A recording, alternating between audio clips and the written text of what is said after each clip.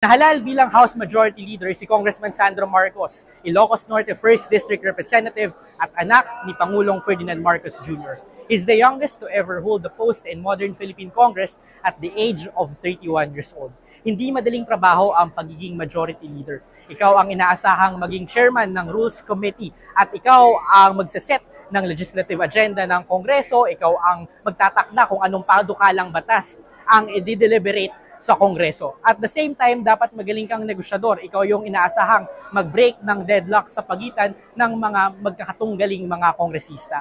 Ano naman kayang masasabi ni Congressman Sandro doon sa mga kritisismo na kaya lang siya napili sa pwesto ay dahil sa kanyang apelyido? I want to make it clear now that I was never interested in the position. I actually usually like working more in the background, but in any case, marami pong lumapit sa akin at sinabi nila kung pwede ako na lang. The job of Majority Leader is mostly, for the most part, a thankless job. It involves plenty of late nights, plenty of work.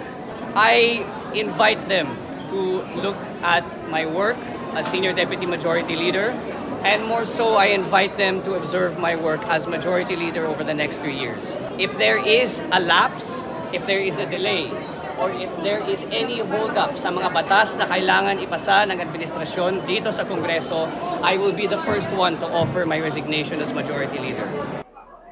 For more stories, visit the Rappler website and download the Rappler Communities app.